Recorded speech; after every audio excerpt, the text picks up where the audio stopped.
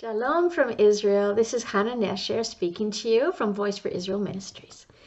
And I wanted to bring you a word of encouragement from Zion to the nations. And this is found in Psalms 46,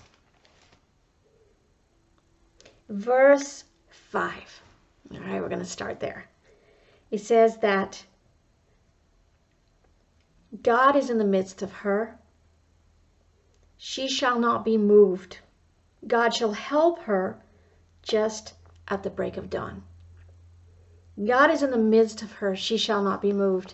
God's been speaking that to me for quite a while now because, you know, we live in such a crazy world where all kinds of things happen. And it's so easy to just get upset, lose our peace, start to kind of, you know, be moved from the peace of God that we need to walk in. Even just today, we went down to Misrat Panim, which is the Ministry of Interior of Israel, and we just needed to renew my son's passport. He's already 17 and a bit, and I noticed that his passport was expired. I should have noticed this probably several months ago. When we booked our tickets, we are going to be embarking on a trip, a visit to Canada to visit family, to be there for my dad's 90th birthday celebration. All the family's gathering. It's a big deal. And also for ministry, the Lord's just opening lots of doors for us to share, you know, the word of the Lord from Zion. And so we're excited about it. And I was just flipping through the passports just to kind of, you know, check that everything's in order. And I noticed then that my son Avi's passport was way expired. And I'm like, oh no, why didn't I see this months ago? So anyways, I thought, okay, no problem. We'll just go. I made an appointment because I found out that you can't get in to see anybody unless you've got an appointment there. So I made an appointment online, find out how to do that. Got down there and talked to the girl, and I was expecting that, you know, we just renew it. It's just an easy process. You just fill out a form and renew it. And as soon as she took the passport and got up and went to the Menahelet's office, that's the, you know, the manager, the head of the department, I knew, oh no, okay, this is not going to go very smoothly. And she came back and she said, no, we can't renew it. We need the father's permission. And his father lives in Canada and is actually not even in Canada right now, is away on vacation. And so I said, oh, that's no problem. You know, I have full custody, so that's all right. And then it's just the Israeli bureaucracy is just ridiculous. And anybody who's had to deal with it knows this. And, you know, it's like, even if you have full custody, you still need a notarized letter from the father that he gives you permission to take out a passport. And it was just so crazy. It was so ridiculous. You know, I said, he hasn't been in the country for, they said, can't he come here to sign? I said, no, he can't.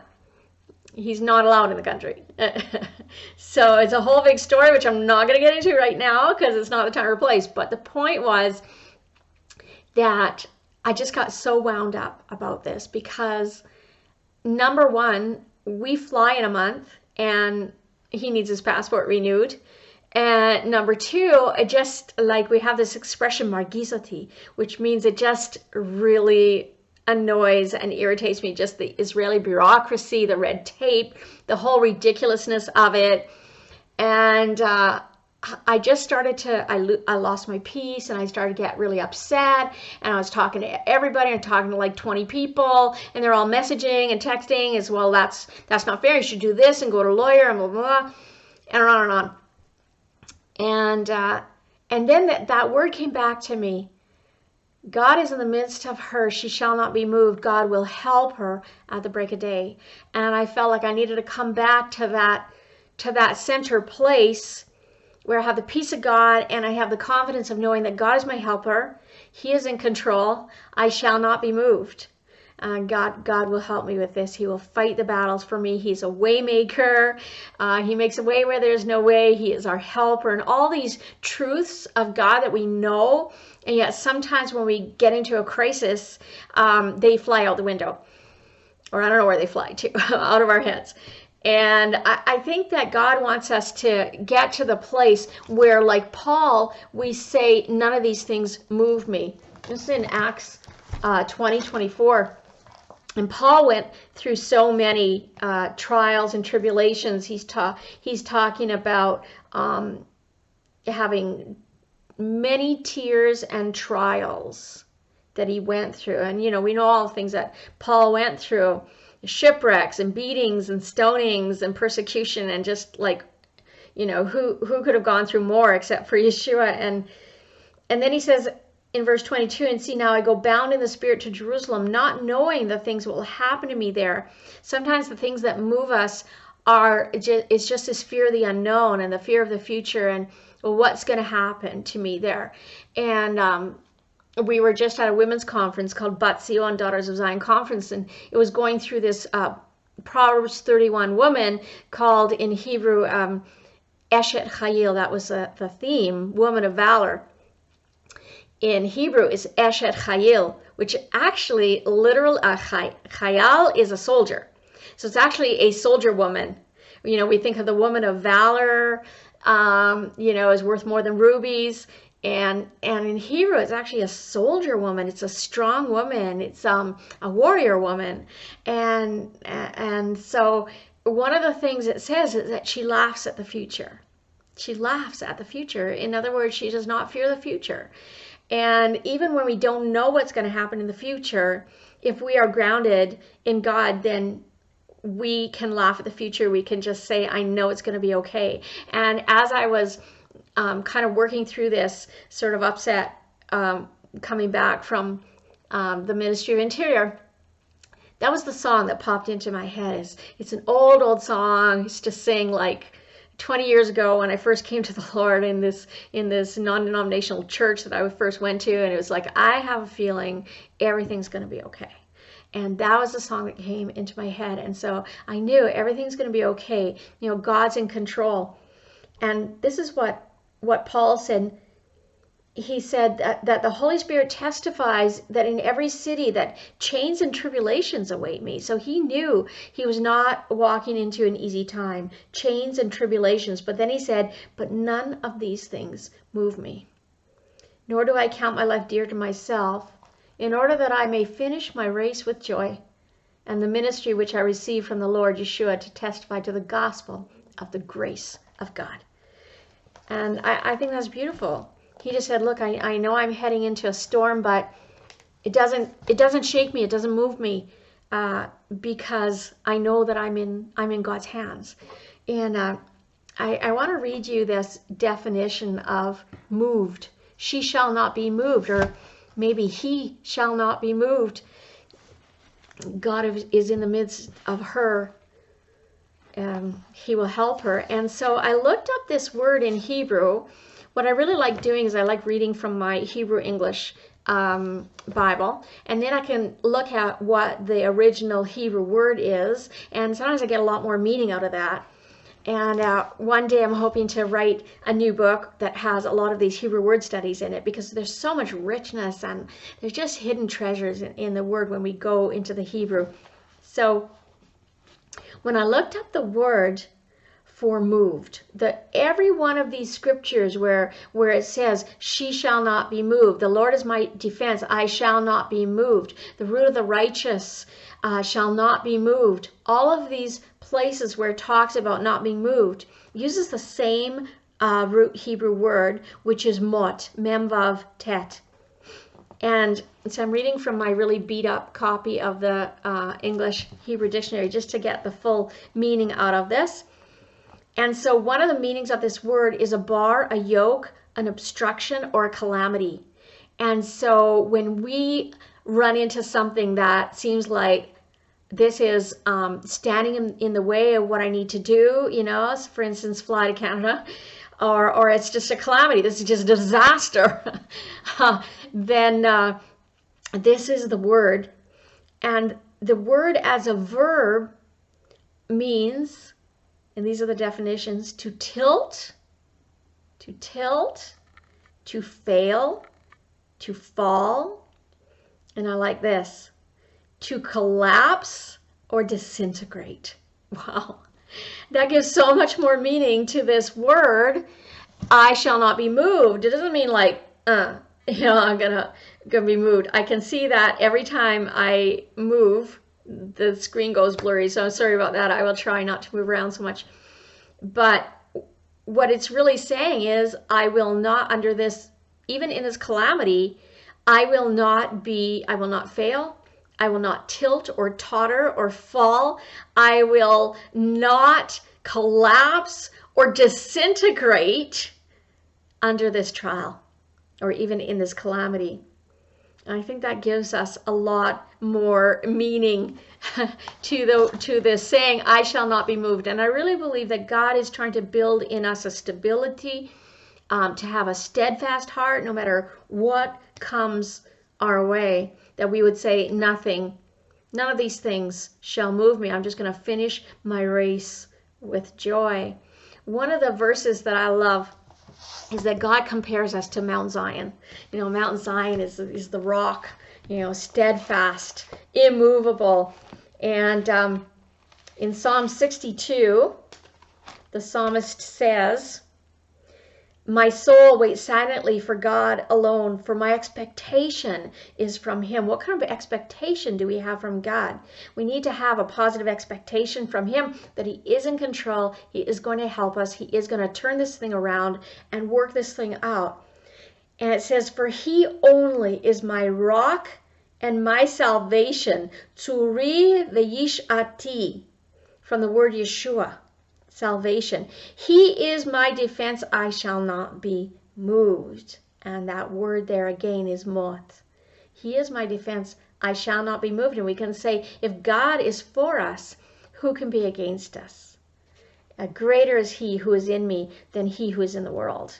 And it's beautiful when God compares us to Mount Zion, because this is in Psalm 125.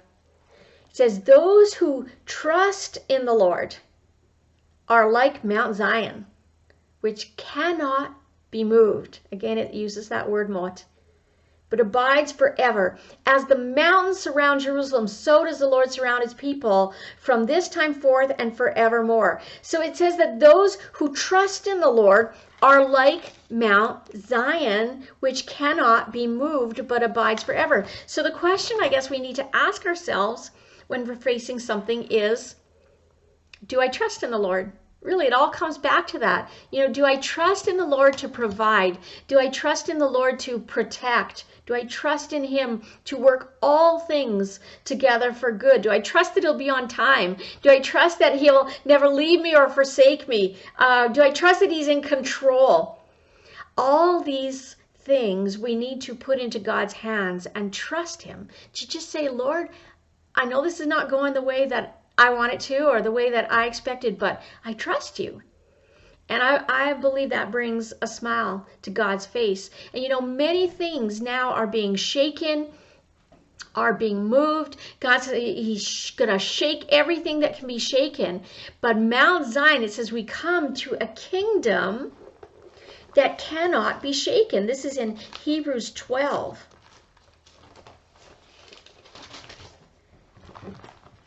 And in Hebrews 12, it talks about that we have not come to the mountain that can be touched and burned with fire and blackness and darkness and tempest and the sound of the shofar. And it's talking about the mountain where Moses met with God, and talking about the Mosaic covenant. But you have come to Mount Zion, to the city of the living God, to the heavenly Jerusalem. And it says, therefore we are receiving a kingdom which cannot be shaken. So let us have grace to serve God with reverence and godly fear. So we are not in that kingdom where everything can be shaken. So everything can be chaos around us. Everything can be shaken around us. And we can still be stable and steadfast because we are trusting in the Lord. And I want to just end with this one last illustration, because as some of you know, when we first came back to Israel, we had a break-in in the house shortly after we arrived in this house, and thieves came in and ransacked the house and stole everything. They basically stole everything that we had, and they took all our equipment that we needed to work with, and it was a real trial. It was a real shock. And they even took our shoes, our makeup, everything.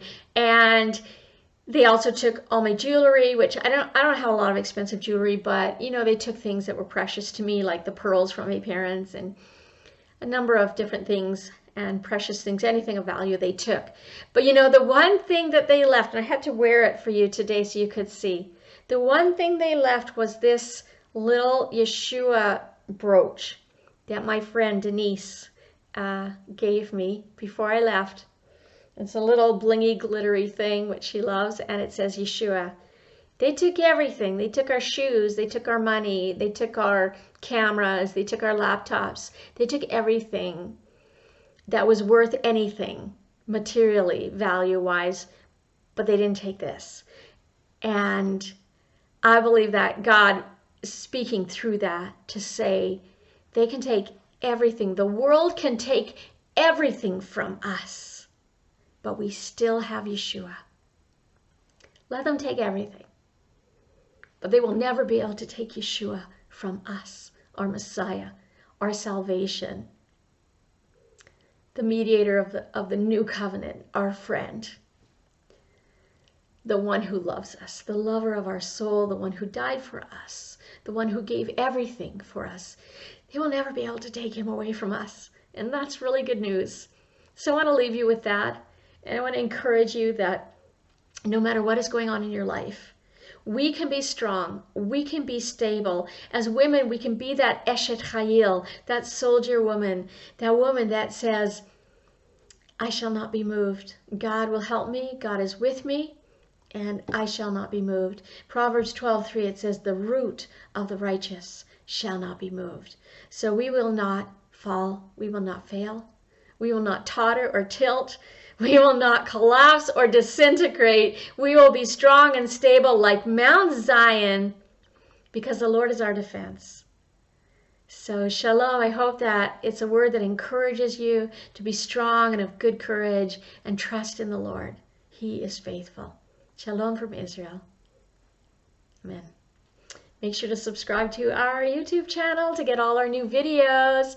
And we're posting some new ones called The Places of the Bible, which are about all the places that we plan to visit on our upcoming tours to Israel. So if you want to come and be with us and travel and journey with us through the land of Israel and meet us in person and just receive more and more teachings like this, it's going to be awesome and amazing. A lot of fun and deeply meaningful. We're going to worship, and we're also going to have a conference here. And so just go to our website, voiceforisrael.net, and click on Tours to Israel, and you'll see great pictures, great videos, and all the information is there. It's coming up a singles tour in November, and then next April, fall and April are the most beautiful times to visit Israel. We're having a general Jewish Roots tour and conference. So join us, and I'll talk to you again. Shalom.